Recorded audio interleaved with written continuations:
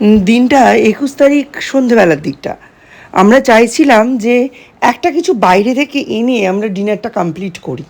সে December মাস থেকে পরীক্ষা দিয়ে যাচ্ছে ছেলেটা একের পর এক।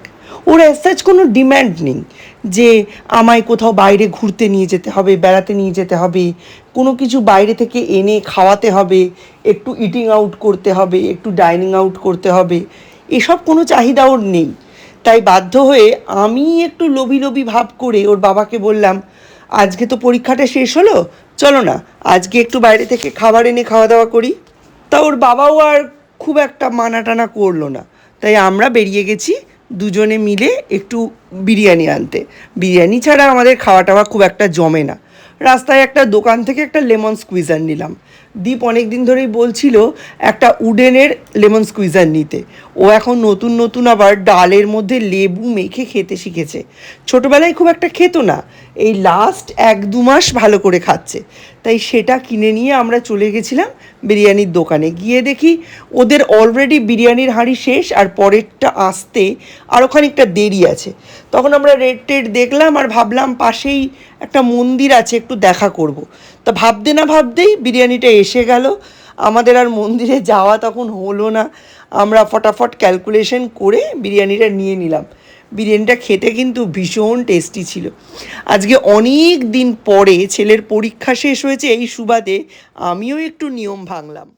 বেরোলে কত পুরনো পুরনো মানুষদের সঙ্গে দেখা হয়। কতদিন পর সোমনাথ স্যারের সাথে দেখা হলো, বুলবুলদার সামনে দেখা হলো, কত ভালো লাগলো। সকলকে একটা ঘামে ভেজা কর্ম মুখর দিন অনেক অনেক স্বাগত। সকাল সকাল এই অবস্থা কেন হয়েছে, এটা একটা কোশ্চেন, অ্যান্সার তো দিতে হবে। এক হচ্ছে জামা কাপড়গুলো কেচে মেলে দিয়েছি, যার শোকানোর কোনো রকম সম্ভাবনাই নেই, কারণ আকাশের অবস্থা এই। যাই হোক, তা সত্ত্বেও আজকে যেহেতু রাত্রি 9:10 থেকে পড়ে যাচ্ছে অম্বুবাচী, তাই এই দিকটা পুরোটা পরিষ্কার করাটা খুব প্রয়োজন ছিল, সেটাই করেছি। তো জঙ্গল হয়েছিল, বড় টবগুলো পিছনের দিকে দিয়ে আগাছা পরিষ্কার করে সবটা পরিষ্কার করেছি। লাস্ট কাজ হচ্ছে মাটি ভর্তি এই বালতিটা একেবারে মচমচে হয়ে গেছে, মানে ধরলেই ভেঙে যাচ্ছে। এটাকে একটু পাঁজাকোলা করে দীপকে বলবো এই শেডের নিচটায় নামিয়ে দিতে, তাহলে ওপরটা পুরো পরিষ্কার হয়ে যাবে। আর এখানে সমস্তই পরিষ্কার হয়ে গেছে, বৃষ্টি আসলেও মাটি ধুয়ে চলে যাবে, পরিষ্কার হয়ে যাবে। আজকে সরস্বতীকে বলবো ভালো করে একটু পরিষ্কার করে দিতে। আর যেগুলো মাটি ভর্তি আছে ছোটো ছোটো টব, যেগুলো পরবর্তীকালে গাছ ফাছ লাগানো হবে, বলে এই শেডের নিচে আর এই শেডের নিচে স্ট্যাক করে দিয়েছি। এইখানে দুটো মিলি বের করে রেখেছি, বাট এগুলো ঢুকে যাবে ভেতরে, কারণ এইখানটাও অনেকটা শেড থাকে, বাইরের দিকটায় জল পড়ে, এই ওপরের শেডটা যেহেতু বাড়ানো, জলটা এই দিকে পড়ে। ঠিক আছে, চলবে। এই কাজগুলো কমপ্লিট করতে করতেই আমার মুখ চোখের এই দশা। আজকে সৌর্য স্কুলে যেতে পারিনি, কারণ রাত্রে সৌম্যর খুব শরীর খারাপ হয়েছিল। অ্যাকচুয়ালি শরীর খারাপ না, এটা ছোটো থেকে আমারও হতো, আর আমার সেই হওয়ার ধারাটাই সৌম্যর মধ্যেও আছে জেনেটিক্যালি।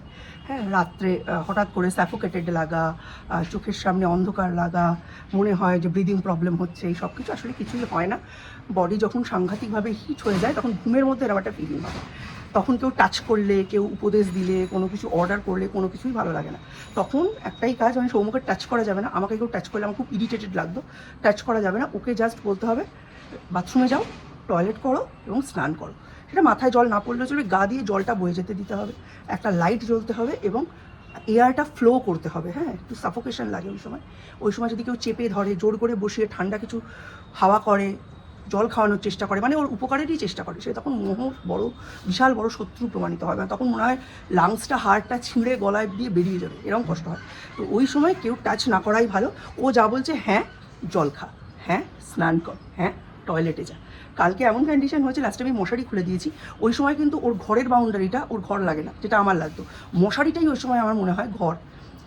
তো মশারিটা খুলে দিলাম, দিয়ে ওর বাবাকে ডেকেছিল। ওর বাবা তো বোঝে না, কারণ যেটা যার সাথে না হয়েছে সে ছাড়া কেউই বুঝতে পারবে না। তো তারপরে ওকে জল খাওয়ালাম, টয়লেটে পাঠালাম, স্নান করালাম। রাত্রির তখন বাজে 3:45, তারপরে আমরা শুতে গেছি। ঘন্টা সময়টা খুব একটা বেশি না, 3:30 থেকে 4:45, 4টের মধ্যেই পুরোটা মিটে গেছে। কিন্তু ওই যে একটা মেন্টাল এক্সশন, তারপর সঙ্গে সঙ্গে তো ঘুম আসে না, এই করতে গিয়ে সৌর্যকারকে স্কুলে পাঠাতে পারি। এখন সৌম্যের হয়ে গেছে চিন্তা, এরকম হলে আমি হস্টেলে কার ভরসায় থাকবো? আমি বলেছি নিজের ভরসায়। আমি তো এই অবস্থাতেই বিয়ে করে এসেছিলাম, নিজের ভরসাতেই থাকতে হবে। আস্তে আস্তে শরীর মাইন্ড নিজেকে ট্রেন করে নেবে যে এরকম কন্ডিশন তোমার এখন হচ্ছে, তাহলে এই করতে হবে। কিন্তু এই জামা কাপড় ছেড়ে উপরে যাওয়ার কোনো প্রশ্নই নেই, চারিদিকে ঝুলছে, আর আকাশের যা বাজে কন্ডিশন, যে কোনো মুহূর্তে বৃষ্টি এসে যাবে। সৌর্য উঠে গেছে, সৌর্যকে বললাম তুমি ওপরে একটুখানি মোবাইলটা নিয়ে বসো, আমি কাজগুলো কমপ্লিট করে আসছি। কাজ তো প্রায় শেষের পথে, তবে কাজ তো করছি কিন্তু মাথায় কন্টিনিউয়াস ভার হয়ে রয়েছে সিইউইটির রেজাল্টটা। দীপ স্টেটের কোনো কলেজে ভর্তি হয়নি না, হয়তো যদিও ভর্তি হয়ে থাকতো আমি আরেকটু নিশ্চিন্ত হতে পারতাম, কিন্তু স্টেটেরও কোনো কলেজে ভর্তি হলো না, তাই ওটাও একটা চিন্তার বিষয়। অবশ্য আমি চাইছি ও বাইরে গিয়েই পড়াশুনো করুক, কিন্তু ওই হাতের পাঁচ, যদি একটু স্টেটের কলেজে ভর্তি হয়ে থাকতো। স্নান টান করে ফ্রেশ ট্রেশ হয়ে এবার আপনাদের সামনে এলাম। দীপকে চা দিয়ে দিয়েছি, দীপ ঠিকই আছে এখন। আপনাদের দেখাই কি বিশাল বড় কর্মযোগ্য আজকে আমি শেষ করেছি। সরস্বতীর জন্য ফেলে রাখলে হতো না, 10 বাড়ি কাজ করে তো, ওদের দ্বারা হয় না, তার দেখাই। এখানে দুটো টব রেখে দিয়েছি, এগুলোতে গাছ নেই, আর মিলি দুটো ওপরে তুলে দিয়েছি। মণ্ডপের পাশে এ পাশে একটা আর ও পাশে একটা, দুটো টগর গাছ রেখেছি, মানে ডাল রেখেছি, গাছ হয়ে যাবে। এইখানে মিস্টার বিশ্বাসের ইচ্ছে ছিল দুটো ঝাউ দেওয়ার, কিন্তু আমার কাছে তো ঝাউ নেই, তাই আমি এখানে হাসিমুখানার টবটা রেখেছি। কদিন পরেই ফুল হবে, গাছ গাড়ি নিয়ে ঢুকতে বেরোতে এই ফুলের সুবাসটা সব থেকে বেশি লাগবে। মোটামুটি ফাঁকা, এখানে ফণি মনসাটা যেহেতু ধূপ দেখাই এটা রয়েছে, আর এইখানে যেটা রয়েছে এটা মেনলি ইনডোর, তবে এটা সানলাইট লাগে, মানে গরমকালে এটা ভেতরে রাখতে হয়, বাকি সময় বাইরে রাখা যায়। এটা হচ্ছে এই যে অপরাজিতা, এটা বুশি করবো, এটা লতানি করবো না। এই জেড প্ল্যান্টটা এখন এখানেই থাক, তবে পরে এটাকে ঢুকিয়ে দেবো। কয়েকটা তো আগেই দেখিয়েছি, আপনাদের উপরে তুলে দিয়েছিলাম। আর মেন যে কাজটা হয়েছে সেটা হচ্ছে এইখানে, এই দেখুন সব কটার টব একদম ভালো করে গুছিয়ে টুছিয়ে আবর্জনা জঞ্জাল সব মুক্ত করে পরিষ্কার করে রেখেছি। ম্যাক্সিমামই এখন গাছ নেই, আর সব টবগুলোই বড় টব, সেই জন্য এই সবগুলোতে বড় বড় গাছই সব যাবে। একটা স্থলপদ্ম যাবে, একটা মধুকামিনী যাবে, একটাতে একটা যাবে মর্নিং গ্লোরি যাবে, এরকম সব টব দিয়ে দেবো। আর এইখানে যে চায়না টগর গাছটা সেদিন কিনে এনেছিলাম, এরকম ফুল ফুটেছে। যত অ্যাডেনিয়ামস ছিল অ্যাডেনিয়ামসগুলো এইখানে আর এইখানে আমি রেখে দিয়েছি নিচে, কারণ অ্যাডেনিয়ামসে জল লাগলে ফুল হয় না, তো অ্যাডেনিয়ামসগুলো এখানে রেখে দিয়েছি। প্রতি টবগুলো এইখানে আর এখানে রেখে দিয়েছি, যাতে কোনোভাবেই বৃষ্টির ছাটে মাটি গলে না বেরিয়ে যায়। ব্যাস, পুরো উঠোনটা ক্লিয়ার হয়ে গেল। আজকে রাত্রিবেলা 9:10 নাগাদ অম্বুবাচী লেগে যাচ্ছে, তো তার আগে এই কাজগুলো করে নিলাম। এখন সব থেকে চিন্তার ব্যাপার হচ্ছে, এত পরিষ্কার পরিচ্ছন্ন তো করলাম, কিন্তু বাগানে গাছে মাটিতে ফুলে আমি হাত না দিয়ে থাকবো কী করে? আমার তো একেবারে হাত নিষ্পিস করে। এই যে লাল শাকগুলো, এগুলোর ঝুঁটি ধরে বারবার নাড়ি, টুকটুক করে ফুল তুলি, যখন বসে থাকি টুকটুক করে আগাছা ওপড়াই।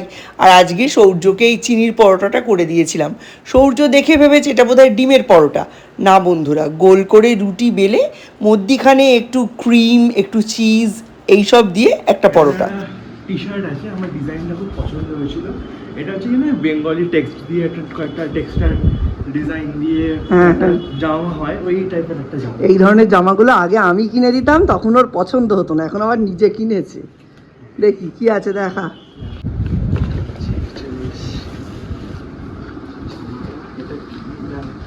বিল বিল, হ্যাঁ হ্যাঁ, জামাটা বেশ পছন্দ। আবার কালো, তোর কি সাদা কালো? এটা নেভি ব্লু, এটা নেভি ব্লু। কি কাল টাইপের কি একটা লেখা আছে, মহাকাল। ঠাকুর দেবতার ছবিওয়ালা কিছু কিনবি না, আমি বলে দিচ্ছি।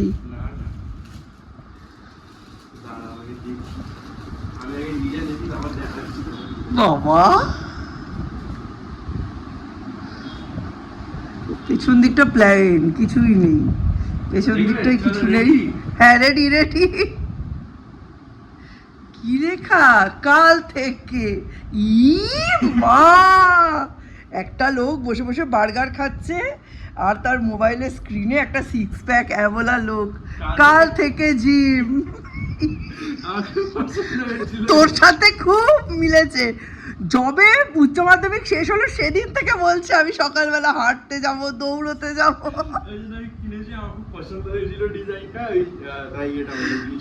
বাবা, রিসেন্টলি আমার বেশ কিছু ভিডিওতে বেশ কিছু কনস্ট্রাকটিভ এবং বেশ কিছু ট্রোলিং কমেন্টস আসছে রিগার্ডিং বাংলা স্বরবর্ণ, ব্যঞ্জনবর্ণ, বাচ্চাদের হ্যান্ডরাইটিং শেখানো উচিত কি উচিত না, হ্যান্ডরাইটিং ভালো করার জন্য বাচ্চাদের চাপ দেওয়া উচিত কি না। তো সেই সব সংক্রান্তই ছোটোখাটো কিছু ভিডিও করলাম, আর এইগুলো আমি করি ইউজুয়ালি সৌর্যকে পড়াতে। কারণ এটা সৌর্যের ডিপার্টমেন্ট, মানে সৌর্যকে পড়াতে পড়াতে আমার যে টাইমটা থাকে সেই টাইমটার মধ্যে আমি সব ভিডিওগুলো করি। মানুষের বাংলা স্বরবর্ণ ব্যঞ্জনবর্ণ লেখা সুন্দর হবে তাতে কত আপত্তি, একটা নির্দিষ্ট এজের পর এগুলোর উপর আর জোর দেওয়া যায় না। ওই ক্লাস 1 অবধি কি ক্লাস 4 অবধি বাবা মারা বা শিক্ষক শিক্ষিকারা চাপ দিয়ে হাতের লেখাটা ভালো করার সুযোগ পান বা হাতের লেখাটার উপর নজর রাখতে পারেন, নিয়ন্ত্রণ রাখতে পারেন। তো সেই সংক্রান্তই কথাবার্তা হচ্ছিল, যেখানে মাতৃভাষা মাতৃদুগ্ধের সমান বলে আমরা মনে করি, সেখানে মাতৃভাষাটা সুন্দর করে লিখতে শিখবো, ওটাকে অবহেলিত রাখবো না, এটা বলাই সবথেকে বড় যেন পাপ হয়ে দাঁড়িয়েছে।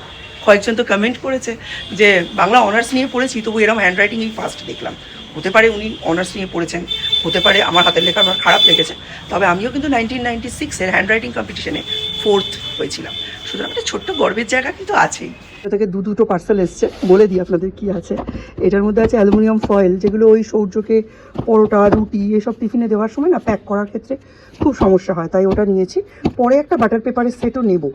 আর এটাতে আছে একটা খুব প্রয়োজনীয় জিনিস, সবই প্রয়োজনীয় তবে এটা বেশি প্রয়োজনীয়, এটা হচ্ছে সৌর্যের বোর্ড। এটা অনেক দিন ধরে প্ল্যান করছিলাম যে কিনবো একটা হোয়াইট বোর্ডের খুব দরকার। মিডিয়াম সাইজটাই নিয়েছি, খুব ছোটও নিইনি আর বিশাল বড়ও নিইনি, এই যে যাতে সৌর্যের গ্রিপটা ভালো মতো পৌঁছয়। ভীষণ কিউট জিনিস বেরিয়েছে, এটা হচ্ছে একটা ডাস্টার, কি ছোট্ট ডাস্টার। উফ, এইগুলো দিয়ে কত যে টিচারের চেয়ারের মধ্যে এরকম করে লাগিয়ে রাখতাম গুঁড়ো গুঁড়ো চক, আর যাতে টিচার বসলেই সব দামি দামি শাড়িগুলো রং হয়ে যায়, মানে রং না মানে চকের গুঁড়ো লেগে যায়। এটা দেখে মনে পড়ে গেল, খুব কিউট। আর রয়েছে এই যে একটা মার্কার, ডমসের হোয়াইট বোর্ড মার্কার পেন, হচ্ছে হোয়াইট বোর্ড যেটার ওপরে এইগুলো ইউজ করা হবে। ঠিক আছে, একটা পেন, মার্কার পেন, একটা ডাস্টার।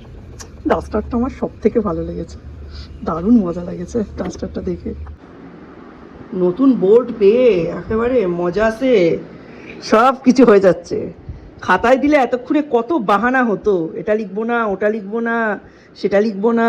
নতুন বোর্ড পেয়ে পটাপট, কিন্তু হাতের লেখা তো অ্যাং ব্যাং ট্যাং হয়ে যাচ্ছে বোর্ডে।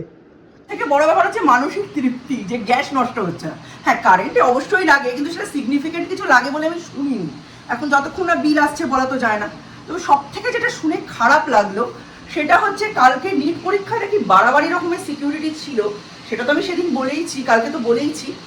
কিন্তু আমি শুনেছি অম্বুবাচী চলছে, তার মধ্যেও মানে এত খারাপ লাগছে বলতে, কিছু কিছু মেয়েদের জিজ্ঞাসা করা হয়েছে তোমরা কি পিরিয়ডসে আছো, তারা যখন হ্যাঁ বলেছে তখন লেডি আর্মি অফিসার্স বা লেডি বিএসএফদের দিয়ে নাকি লেডি আর্মিদের দিয়ে তাদের প্যাডস চেক করা হয়েছে। এত আটুনি, এত বজ্র আটুনি যে নারীদের সম্ভ্রম অব্দি রাখতে পারছে না এনটিএ। মানে এর থেকে খারাপ আর কি হতে পারে, কি হতে পারে? মানে নিজেরা নিজেদের সিকিউরিটি মেনটেন করতে পারছে না বলে এরা যারা পরীক্ষা দিচ্ছে তারা তো কেউ কচি শিশু নয়। আর এখনকার মেয়েদের একটু আগে থেকেই শারীরিক এই সমস্ত পরিবর্তনগুলো এসেই যায়, ক্লাস 3-4 থেকেই এসে যায়। সেই ক্ষেত্রে দাঁড়িয়ে মেয়েদের এভাবে চেক করা, এটা কি সত্যিই উচিত হয়েছে?